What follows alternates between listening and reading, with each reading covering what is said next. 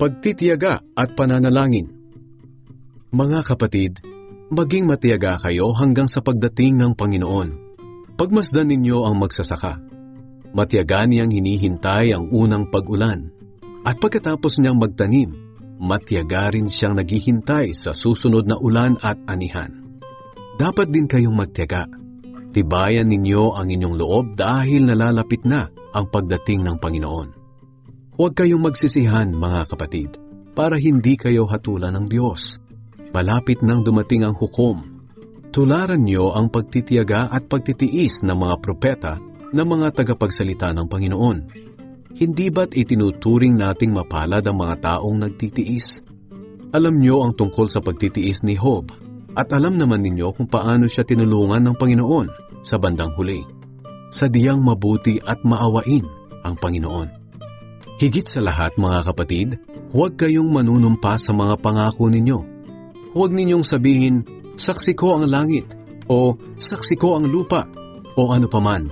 Sabihin nyo lang na, oo kung oo, at hindi kung hindi, para hindi kayo hatulan ng Diyos. Mayroon bang dumaranas ng paghihirap sa inyo? Dapat siyang manalangin sa Diyos. Mayroon bang masaya sa inyo? Dapat siyang umawit ng mga papuri. Mayroon bang may sakit sa inyo? Dapat niyang ipatawag ang mga namumuno sa iglesia para ipanalangin siya at pahiran ng langis sa pangalan ng Panginoon. Ang panalangin may pananampalataya ay nakapagpapagaling ng may sakit. Ibabangon siya ng Panginoon at patatawarin kung nagkasala siya. Kaya nga ipagtapat ninyo sa isa't isa ang mga kasalanan nyo at ipanalangin ang isa't isa para gumaling kayo.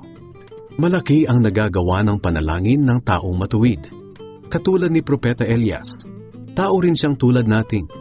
Mataimtim siyang nanalangin na huwag umulan, at hindi nga umulan ng 3.5 taon. At nang nanalangin siya para umulan, bumuhos ang ulan at namunga ang mga pananim. Mga kapatid, kung nalilihis sa katotohanan ang isa sa inyo, at may nakapagpabalik sa kanya sa tamang landas, dapat ninyong malaman na ang nagpabalik sa isang makasalanan mula sa kanyang masamang pamumuhay ay nagliligtas ng kaluluwa ng taong yon sa kamatayan at magdudulot ng kapatawaran ng maraming kasalanan.